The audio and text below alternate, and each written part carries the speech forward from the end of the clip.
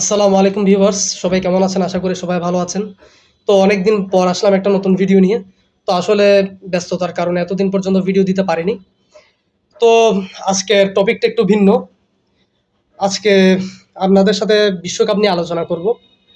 তো গত ভিডিওগুলোতে আমি ম্যাক্সিমাম ব্লগ বানিয়েছি, কিন্তু আজকের ভিডিওটাতে আমি বিশ্বকাপ নিয়ে আলোচনা করব।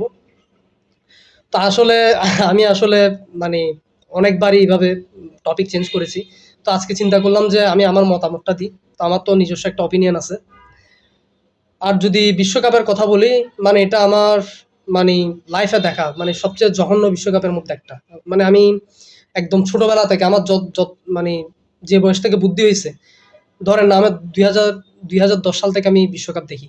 তো সেই ২০১০ সাল থেকে মানে আমি এ পর্যন্ত যে মানে এতগুলো বিশ্বকাপ দেখে আসছি, মানে আমি এরকম বিশ্বকাপ আসলে দেখি নাই। মানে যে ২০১০ সালে সাউথ আফ্রিকার বিশ্বকাপটা ছিল, সাউথ আফ্রিকা যে বিশ্বকাপটা আয়োজন করছিল সেই বিশ্বকাপটাও এরকম হয়নি। তো আসলে আমি এবার পর্তুগালের সাপোর্টার ছিলাম। আমি রোনালদো ফ্যান। আমি যদি একদম ছোটবেলা থেকে বলি, আমি মানে মেসিকে খুবই ভালোবাসি। আমি আর্জেন্টিনার ভক্ত ছিলাম। তো আমি আর্জেন্টিনার ভক্ত হলেও মেসি ২০২২ সালে বিশ্বকাপটা পাওয়ার পরে আমি মানে আমার যেই সাপোর্ট আরকি, তো এটা চেঞ্জ করেছি।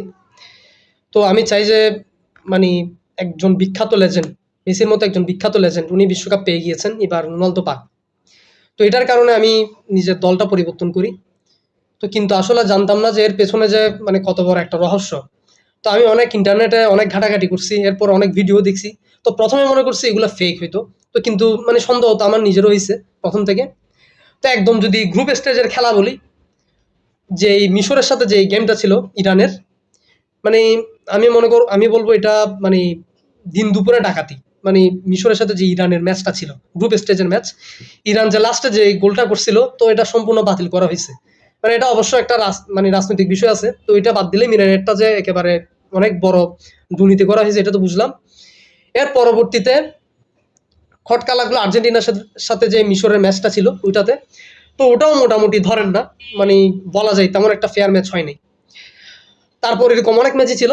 তবে আরেকটা জিনিস এখন আমি যেটা আপনাদেরকে শুরুতে বলবো সেটা হচ্ছে পর্তুগালের ম্যাচ নিয়ে। তো ভিউয়ার্স, আমি পর্তুগাল থেকে শুরু করি। এখানে অনেক কিছু তো আছে, অনেক কিছু বলার আছে। তো এটা নিয়ে আরো একটা ভিডিও বানাবো, কিন্তু এটাতে আমি একটু আপনাদেরকে বলি কেন আমার এই সন্দেহ। পর্তুগালের সাথে স্পেনের যে ম্যাচটা ছিল, তো রাত ১টা বাজে। তো অদ্ভুত বিষয়, সেটা রাত ১টা বাজে শুরু হওয়ার কথা থাকলেও সেটা একটু দেরিতে মানে স্টার্ট হয়েছিল, মানে যে কোনো কারণে, ওটা বিষয় না। তো আমি রাতে খেলা দেখতে গেছি। তো আমি চিন্তা করছি যে সাধারণত মানে এরকম নকআউটে আরকি, মানে রাউন্ড অফ 16 এ তো মানে এরকম ২ টা শক্তিশালী টিম কখনো মুখোমুখি হয় না। মানে ধরেন না, মানে একটা দুর্বল টিমের সাথে শক্তিশালী টিমের মুখোমুখি হতে হয়। মানে এটাই আমরা দেখে আসছি একটা মিডিয়াম টিমের সাথে।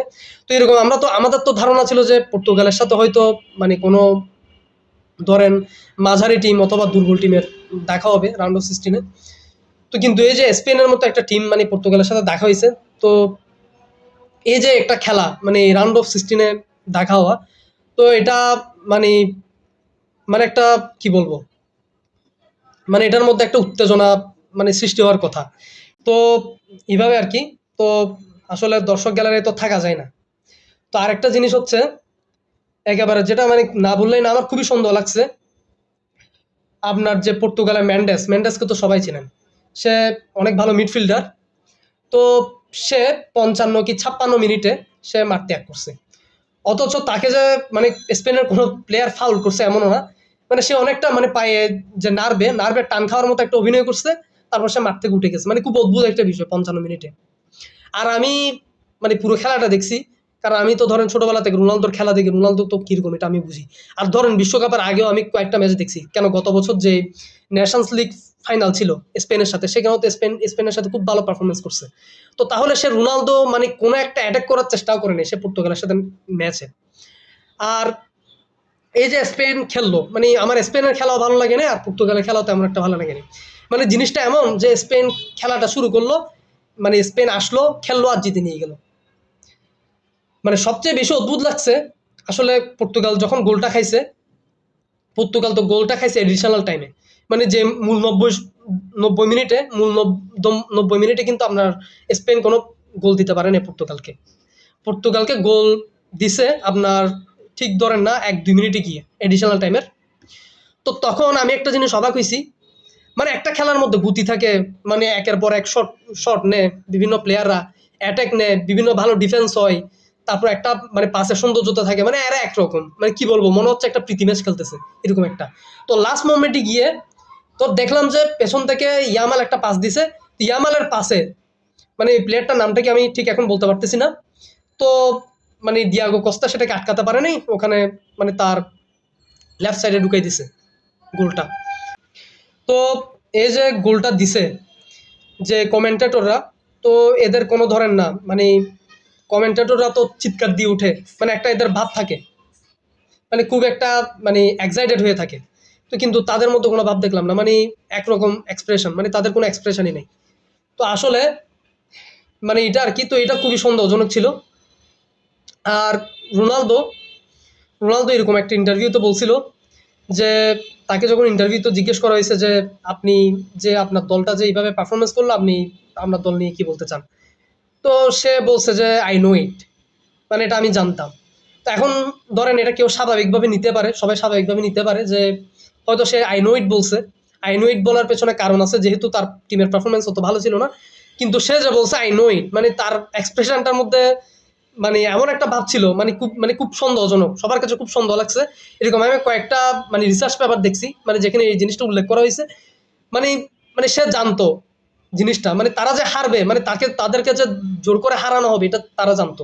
তো এটা ধারণা করা হচ্ছে যে রোনালদো এবং অন্যান্য যারা প্লেয়ার আছে এবং কয়েকজন বিখ্যাত মিডফিল্ডার আপনার সেখানে যে উল্লেখযোগ্য প্লেয়ার, যেমন কি ব্রুনো ফার্নান্দেজ, তো তারপর দিয়াগো কস্তা, এরা সহ কয়েকজনকে আসলে আপনার মানে হত্যার হুমকি দেওয়া হয়েছে, এরকম একটা ধারণা। তো যাই হোক, এটা আমি এখন পরে আসি। এবার আমি ফ্রান্স আর ইংল্যান্ড ম্যাচের কথা বলি। এই যে ফ্রান্স আর ইংল্যান্ড ম্যাচ, মানে যে তৃতীয় নির্ধারণী ম্যাচ, মানে ফ্রান্সকে আপনার ১ গোল ২ গোল না, মানে যে ১ গোল দিতে পারে, ফ্রান্সকে ১ গোল দিতে পারাটা হচ্ছে মানে একটা সৌভাগ্যের বিষয়। মানে ১৮ সাল থেকে ফ্রান্সের যেই গতি, মানে গতির কাছে মানে বাঘা বাঘা দল পর্যন্ত হার মেনে যায় ফ্রান্সের গতির কাছে। সে জায়গায় এসে ফ্রান্সের মতো দলকে মানে হারানোর কথা বাদই দেন আপনি। আমি হার জিত তো খেলায় থাকে, আমি এটা বাদ দিলাম, মানে ৬ গোল দিয়ে দেবে, মানে এটা তো কল্পনারও বাইরে। মানে এর থেকে বোঝা যায় যে পুরো ম্যাচটা আসলে আগে থেকে ডিসাইডেড ছিল।